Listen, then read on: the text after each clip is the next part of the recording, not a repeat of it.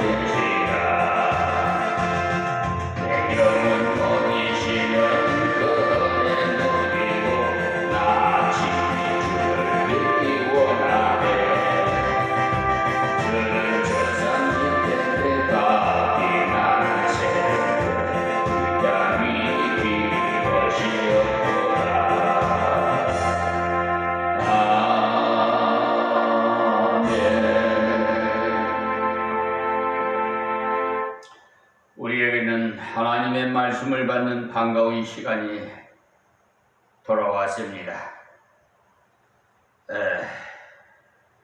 갈라디아서 강해 설교로 3장 18절에서 22절의 말씀을 통해서 배운 대로 율법을 주신 이유는 죄를 깨닫게 하고자 주셨다고 말씀드렸습니다.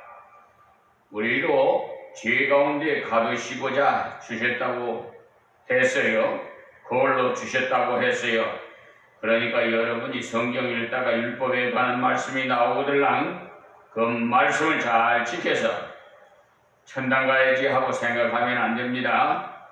이 말씀을 통해서 나의 부족함을 가르쳐 주시는구나, 나의 더러움을 가르쳐 주시는구나, 인간의 힘으로는 이 말씀대로 살 수 없구나, 그것을 알고 주님을 더욱 의지할 때 주님의 성령이 주장해 주십니다. 내 마음을 주시고 내 능력을 주시기 때문에 율법보다 더 앞서갈 수 있어요. 겨우 죄냐 아니냐, 벌 받겠나 아니 받겠나 따져보고 벌 받지 않으면 하겠다는 식인데 우리 성도는 그렇게 살아서 안 됩니다. 하나님을 기쁘시게 하느냐 그렇지 못하느냐, 주님의 나라를 위해서 유익이 있느냐 없느냐, 그것을 생각하면서 살아주시기 바랍니다. 복음의 은혜로 구원받은 성도는 그런 자세로 살기 위해서 기도하고 순종할 때 율법 정도로 사는 것이 아니라 주님을 기쁘시게 하는 자가 된다, 이 사실을 말씀드리는 겁니다. 어릴 때는 하라 하지 말라는 그 말씀만 들어도 잘하는 것이죠. 그러나 대학 다니는 큰아들이 리포트를 다 썼느냐 점검해야 된다면 골치 아프죠? 중학생만 되어도 자기가 알아서 공부해야 됩니다. 부모의 마음을 읽어가면서 공부해야 돼요. 부모의 눈치를 살필 줄 알아야 해. 그런데도 했느냐, 먹었느냐, 계속 챙겨줘야 된다면 골치 아픈 자식이 됩니다. 이제 신앙이 장성했으니 율법에 하라 하지 말라는 것만 순종할 것이 아니라 율법 이면을 볼 줄도 알아야 돼. 형제를 미워하지 말라라고 했으니 미워하지 않으면 되는구나. 그 정도로 끝나면 안 돼. 사랑하고 밀어줘야 옳게 한 것이지. 우리는 복음의 사람이 되었으니까 우리의 삶이 죄인가 아닌가 그것을 따지고 살 것이 아니라 하나님께서 기뻐하시는 삶을 살자는 거죠. 주님께서 좋아하시는 삶을 살자 이 말입니다. 주님의 나라에 유익한 사람으로 살자는 것이니까 여러분 순종하십시오. 하나님께서 주신 복음의 약속은 일방적이고 하나님께서 주리라 되리라 이렇게 약속하시기 때문에 우리는 그대로 받아들이고 믿으면 내 것이 됩니다. 주리라 하셨으니 예 하고 받으면 됩니다. 이 복음을 바로 깨닫고 마귀에 속해 사는 사람들에게도 나눠 줍시다. 그들은 양심대로 살지 못하기 때문에 평생 갑책 속에 살고 있어요. 그러니까 제대로 된 사람일수록 고민을 많이 하고 있어요. 그런 사람에게 복음을 전해 줌으로써 그 고민을 몽땅 해결받을 뿐만 아니라 하나님의 나라를 유업으로 받는 자가 되도록 가르쳐 줍니다. 우리는 하나님의 자녀 되었으니 필요한 것을 때를 따라 주셔야 해요. 필요한 말을 아버지께서 보고만 하면 때를 따라 돕는 은혜를 입습니다. 그러나 보고하지 않기 때문에 큰 기도하지 않기 때문에 하나님의 채우심을 경험하지 못하지. 너희가 얻지 못하면 구하지 아니하미요라고 했잖아요. 구하지 않으면 못 받습니다. 그러니까 하나님께 말씀드리면 됩니다. 우리 형편과 처지를 말씀드리십시오. 그러면 하나님께서 때를 따라 돕는 은혜를 분명히 주십니다. 약속하시기 때문에 약속의 복음을 믿는 자답게 살기도 하고 약속의 복음을 믿는 자답게 다른 사람께 전하는 자가 되시기 바랍니다. 이제 3장 23절부터 29절 말씀을 봉독해 드리겠습니다. 믿음이 오기 전에 우리가 율법 아래 매인 바 되고 계시될 믿음의 때까지 갇혔느니라. 이같이 율법이 우리를 그리스도에게로 인도하는 몽학 선생이 되어 우리로 하여금 믿음으로 말미암아 어렵다함을 얻게 하려 함이니라. 믿음이 온 후로는 우리가 몽학 선생 아래 있지 아니하도다. 너희가 다 믿음으로 말미암아 그리스도 예수 안에서 하나님의 아들이 되었으니 누구든지 그리스도와 합하여 세례를 받은 자는 그리스도의 옷 입었느니라. 너희는 유대인이나 헬라인이나 종이나 자주자나 남자나 여자 없이 다 그리스도 예수 안에서 하나이니라.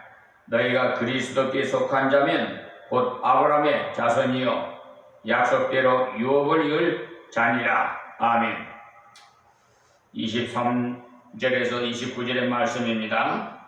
그러니까 바울 사도가 갈라디아 3장에 들어오면서 갈라디아 성도들을 책망했지요. 그들은 이미 그리스도를 믿음으로 성령의 은혜를 받아서 하나님의 자녀라는 확실한 명분을 받았음에도 불구하고 어떻게 그렇게 다시 육체로 돌아갈 수 있느냐 하면서 책망하면서 성령 받은 것이 믿음으로냐 율법을 행함으로냐 이렇게 강조를 했지요. 그뿐만 아니라 구약의 아브라함도 행함으로 구원받은 것이 아니라 믿음으로 구원받았음을 일깨워 주었어요. 아브라함 때는 율법이 있지도 않았다고 했어요. 그리고 하박국 2장 4절에도 의인은 오직 믿음으로 살리라 이렇게 말씀하시기 때문에 구약의 사람도 복음을 믿음으로써 구원받았지 노력해서 율법을 지킴으로 구원받은 것이 아니라는 것을 3장 14절까지 말씀드렸습니다. 지난 시간에 배운 15절에서 22절까지의 말씀에서는 약속과 율법을 대조하면서 무엇을 믿어야 하느냐 하면 하나님의 약속을 믿는다는 것을 강조해서 말씀드렸습니다. 그래서 성경을 신약, 구약이라고 부르는 겁니다. 구약이란 오래된 약속이란 말이고 신약이란 새로운 약속이란 말씀이 그러니까 구약과 신약 전체를 보면 인간은 전혀 선을 행할 수가 없을 뿐만 아니라 인간의 힘으로는 하나님 앞에 도달할 수 없다는 것을 말씀하고 있습니다. 그런데 구약에서는 하나님께서 언약하시기를 계속의 질문을 통해서 나오라고 하셨죠. 구약의 율법의 중심이 무엇이냐 하면 계속의 제물이 없이는 하나님 앞에 나올 수 없다는 거죠. 그렇다고 제물 자체가 권능이 있는 것이 아닙니다. 하나님께서 제물을 드리면 죄를 사해 주겠다 이렇게 언약하신 그 언약에 힘이 있는 것입니다. 하나님께서 소를 바치고 양을 바치면 너희 죄를 대속하리라고 약속하시기 때문에 그 약속을 믿음으로 제사를 드린 거죠. 그렇기 때문에 약속을 믿지 않으면서 제사를 드린다면 그 제사는 무효가 됩니다. 그래서 약속이란 말을 강조했어요. 하나님께서 창세기 3장 15절에도 시작해서 여인의 후손이 온다고 약속하셨는데 신약에서는 그 여인의 후손이신 예수님께서 오셨음을 증거한 겁니다. 오셔서 우리의 죄 값을 대신 치르시고자 십자가에 죽으시고 3일 만에 다시 살아나셨어요. 그 예수님을 믿기만 하면 구원을 받으리라고 약속하셨어요. 주의 이름을 부르는 자는 구원을 얻으리라 하나님께서 일찍이 약속하셨습니다. 그 말씀이 로마서에 처음 기록된 것이 아닙니다.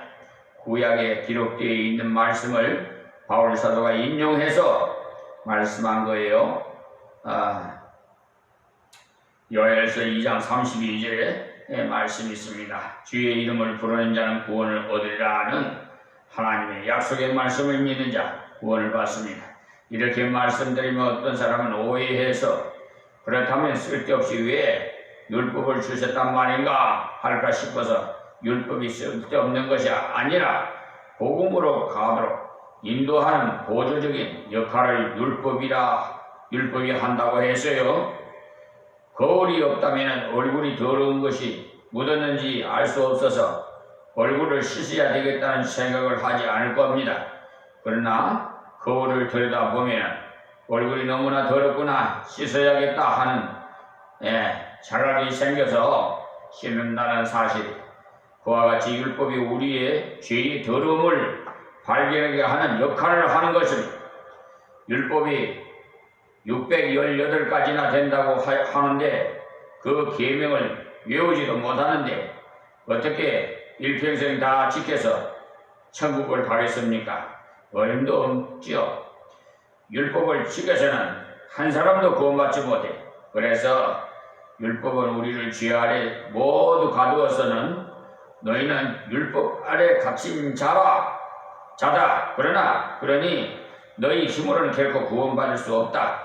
그러니 너희들에게는 은혜 주는 자가 있어야 되고 그것을 받아들여야 된다는 것을 일깨우시고자 율법을 주신 것이라고 지난 시간 22절까지 해서 말씀을 드렸습니다.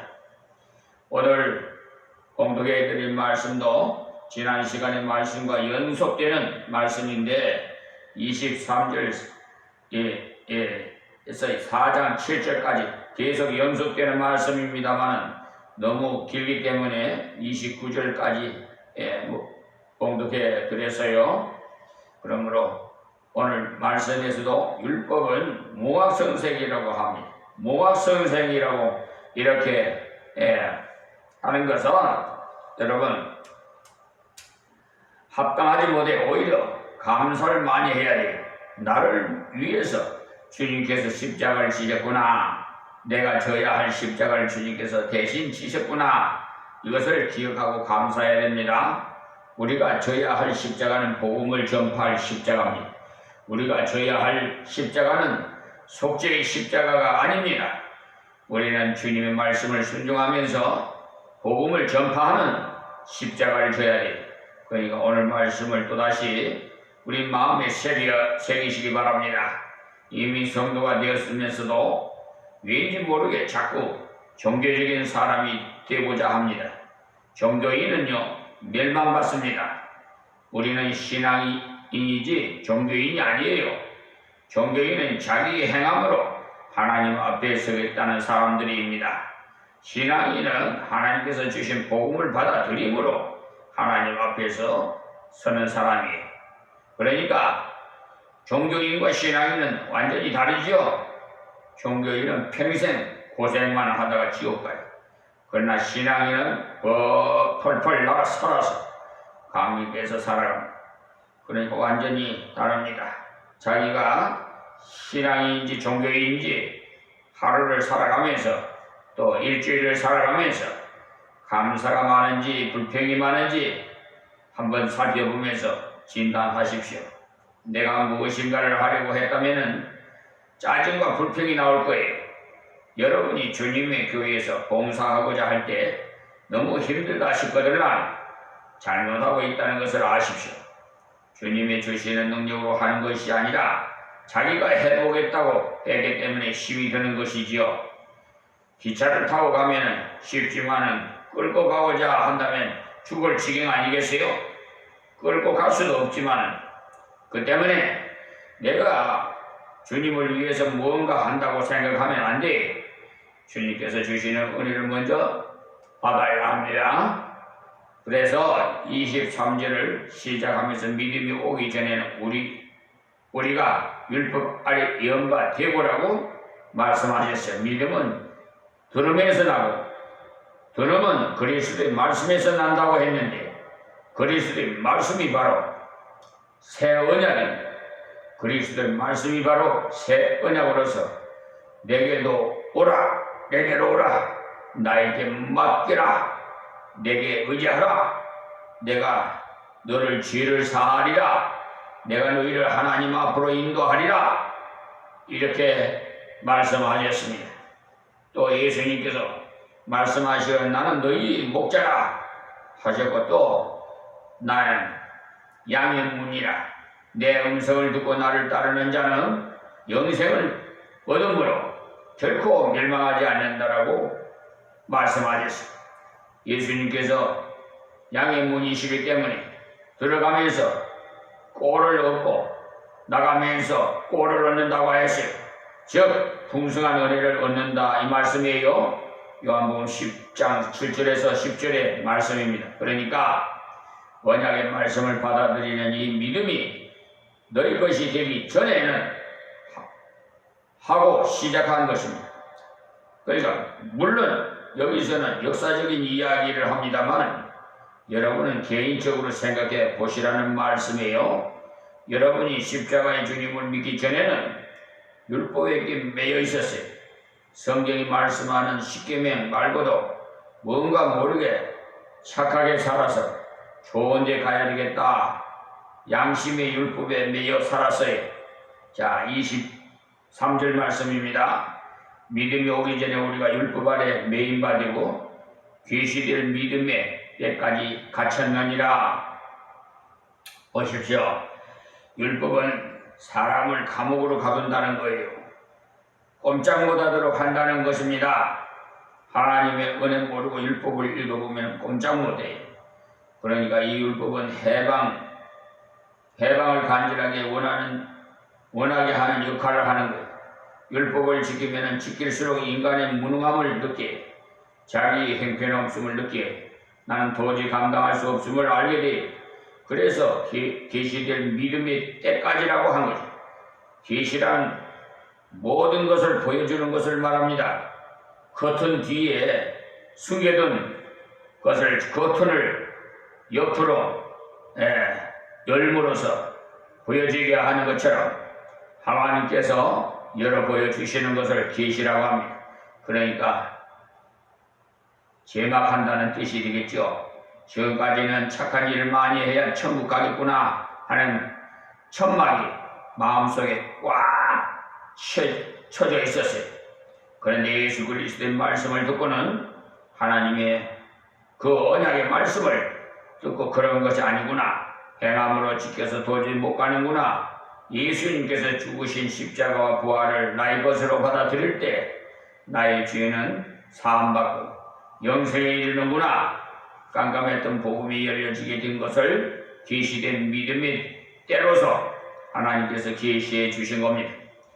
일본의 우찌무라 간조가 쓴 구안록이라는 책을 읽어보시면 그분도 복음을 모르면서도 교회는 오래 다녔습니다만 복음을 믿음으로 오는 평안이 어떤 것인지 몰랐기 때문에 어떻게 하면 평안을 얻을까 해서 몸부림을 친 사람이 그 일본의 대학이 생기고 2회 졸업생이었으니 공부도 많이 한 사람이고 머리도 좋은 사람이 그는 착한 일을 함으로써 평안을 얻고자 백지들이 있는 곳에 가서 간호부 노릇까지 해보았으니 백지들을 돌보아주며 선한 일한 공로로 인해 하나님 앞에 서면은 백지들을 위해 많은 수고를 했다 하시면서 천국에 넣어줄 것 같아서 고생을 많이 했다는 겁니다. 그러다가 미국으로 유학을 갔는데 그것도 신학을 공부하고자 갔다는 겁니다. 그렇지만 도무지 평안을 얻은 길을 모르겠더라는 거죠. 그러던 중에 친구를 만나서 복음을 깨닫게 되었는데 단 15분 만에 깨달았다는 겁니다. 공부도 그만두고 그 길로 일본으로 돌아가서 복음을 전하는 자가 됐어요. 믿기만 하면 되는 단순한 복음을 깨닫는데 너무나 많은 시간이 허비되었음으로써 다른 사람에게 신속히 전하고 싶었던 겁니다. 그것은 구안록의 마지막 부분에 시가 적혀 있기를 그럼 나는 무엇이면 어두운 밤에 우는 갓난아이 빛이 어두워 우는 갓난아이 울음밖에 아무것 없네라고 했어요. 이제 갓 태어난 어린 아이라는 겁니다. 그래서 더욱더 밝은 빛으로 가고 싶었다는 겁니다. 그래서 그는 평생 성경을 연구하다가 하나님 앞으로 갔는데 계시를 믿는다는 것이 겉으로 귀하다는 사실, 여러분들이 예수 그리스도를 믿음으로 구원받는 이 믿음의 도리에 계시를 깨닫게 된 것은 큰 복을 받은 겁니다. 앞서간 선진들이 겉으로 고통하면서 찾아낸 것이죠. 바울 사도도 율법으로 흠이 없는 자라고 했어요. 그도 복음을 몰랐을 때는 율법을 지킴으로 천국 가겠다고 많은 고생을 했습니다. 그래서 다른 사람이 따라올 수 없을 정도로 율법을 철저하게 지켰어요. 여러 영갑자들보다도 더 유대교를 철저하게 믿었어요. 그때 바울 사도는 마음속에 고민이 가득했습니다. 이만하면 될까 하는 염려도 인해서 도저히 하나님 앞에 설 자신이 없더라는 거예요. 다른 사람보다 더 열심히 율법을 지켰음에도 그렇더라는 겁니다. 그런데 바울 사도가 다메섹으로 가다가 하나님의 밝은 빛이 비침으로 인해서 소경이 되었고 또 사울아 왜 네가 나를 핍박하느냐 하고 주님의 음성을 들어주심으로 그때서야 복음을 알게 된 거죠. 율법을 지킴으로 천국 가는 것이 아니라 예수 그리스도를 믿음으로 하나님 앞에 새 사람이 될 수 있다는 것을 깨달았어요. 바울이 이 복음을 깨닫고 나니까 그때까지 율법을 행함으로 천국 가고자 율법 지키느라 고생했다가 믿음으로 천국 가는 복음을 깨닫고 나니까 다른 모든 것을 두고 복음 증거자가 된 것입니다. 그는 공부를 많이 한 석학입니다. 그리고 예수 믿는 사람 잡아 죽이고자 결의할 때 가편 투표를 했다고 하니 산헤드린 의원이었어요. 즉 국회의원이었으므로 명예도 대단한 사람이었어요. 자, 그런 모든 것을 버리고 예수 그리스도를 전하기 위해서 세계 만방으로 다니면서 고생했습니다. 본도 전후서를 읽어보시면 바울 사도가 복음 전하고자 고생한 고생 목록이 나옵니다. 그런데도 그런 보람을 넘쳤어요. 그만큼 가치 있는 일을 하고 있기 때문에 고생 정도는 괜찮다는 겁니다. 우리도 가치 있는 일을 위해서 고생한다면 그 고생은 아무것도 아닙니다. 시시한 것을 위해서 고생하는 것을 보고 그 고생한다고 합니다. 그러나 가치 있는 것을 위해 하는 고생이라면 그야말로 가치 있는 보람을 찾는다는 것을 아십시오. 계시될 믿음의 때까지 갖췄느니라 그러지. 그러니까 율법은 계시될 믿음의 때까지 인간을 가두는 임무를 한 것이고, 그래야 인간이 인간같이 살아갑니다. 율법으로 가둬두지 않으면 인간이 짐승같이 되어버려. 그래서 하나님께서 믿음을 깨달을 때까지는 율법 안에 가두어 두시고, 그러니까 교회 안에는 사람이건 안 오는 사람이건 간에 복음을 깨닫기까지는 전부 율법 아래 갇혀 있는 사람들, 그 사람이 성문 계신 율법에 갇혀 있든지 양심의 율법에 갇혀 있든지 다 갇혀 있어요. 자, 그리고 24절 말씀이에요. 이같이 율법이 우리를 그리스도께로 인도하는 모압성생이 되어 우리로 하여금 믿음으로 말미암아 의롭다함을 얻게 하려 함이니라. 이것은 말씀이 율법은 예수 안 믿으면 안 된다는, 너는 썩은 인간이다, 너를 고쳐 주신 분이 계시니 그분께로 가라, 그분에게 너희 죄를 내어 놓아라 하고 가르쳐 주는 것을 말합니다. 조금 전에도 말씀드린 대로 모압 선생도 도련님에게 화장실 가는 법을 가르치고 학교 가는 길을 가르치고, 또 이 길로 가면은 위험하니까 저리로 가십시오, 또 학교 문은 이쪽에 있고 이리로 들어갑니다 등등 세세한 것을 가르쳐 줍니다. 율법이 그러하다는 거예요. 율법이 너를 이런 죄를 지은 악한 죄인이다, 그래서도 도저히 천국 갈 수 없다, 하나님께서는 너 같은 사람을 사형에 처하신다 하고 이렇게 계속 정죄를 해. 그리고 십자가 밑으로 가라고 예수 그리스도의 보혈을 의지하라고 합니다.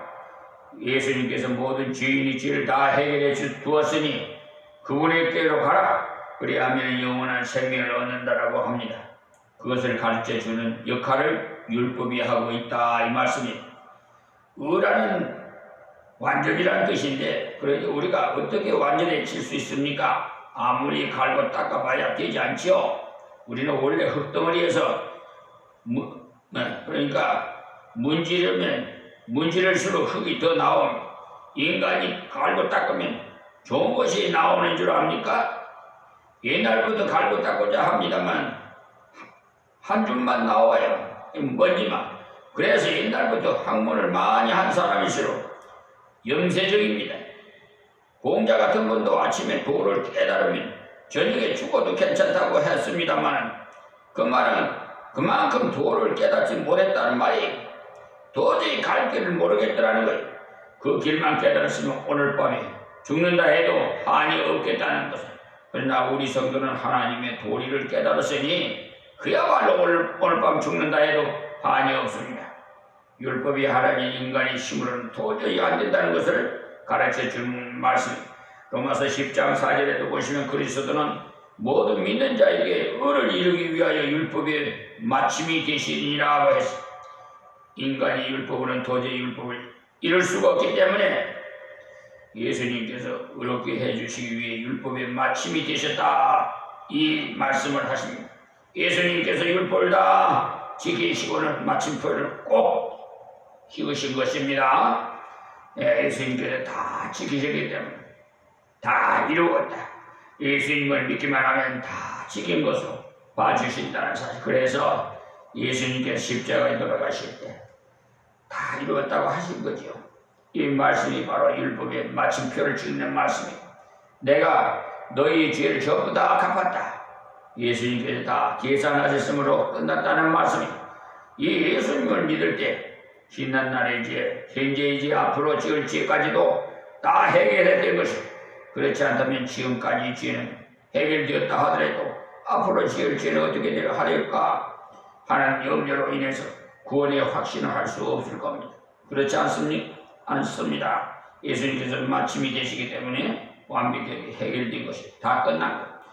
그러니까 율법 우리로 하여금 예수님께로 가도록 인도하는 모학 선생, 율법 우리로 하여금 철저하게 썩은 것을 깨닫게 해주고 예수님이 완전하심을 깨닫게 해주시는 역할을 하면서 예수님은 의지할 때 완전한 자 되는 것을 깨닫게 해주는 역할을 하는 것입니다. 그런데 율법을 지켜보러 천국 가고자 한다는 것은 율법에 대한 욕이 되는 것입니다.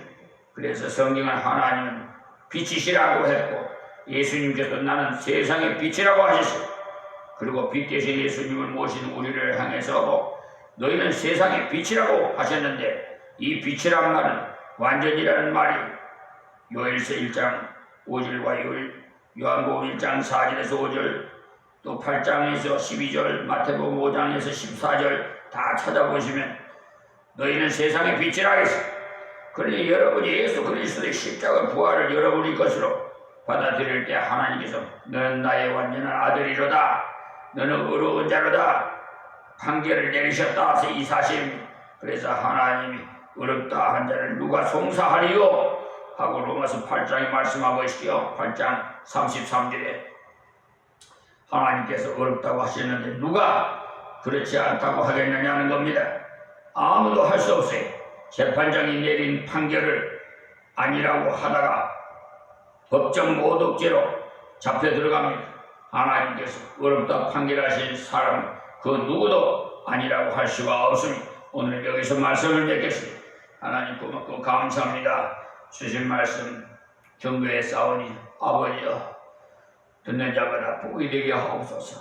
또한 잘못된 신앙생활을 했던 분들도 하나님 깨닫고 바른 길로 인도해 주시옵시고 또 불의한 죄를 지은 자들도 다 회개시켜서 바른 길로 가도록 하나님 인도해 주시옵소서. 이방인들도 구원해 주시옵시고 우리 이재명 대통령에 더욱 하나님께서 권능을 입혀주시고 지혜와 총명과 명철을 주셔서 저 트럼프 대통령과 정상회담에서 아버지가 승리할 수 있도록 도와주시옵소서.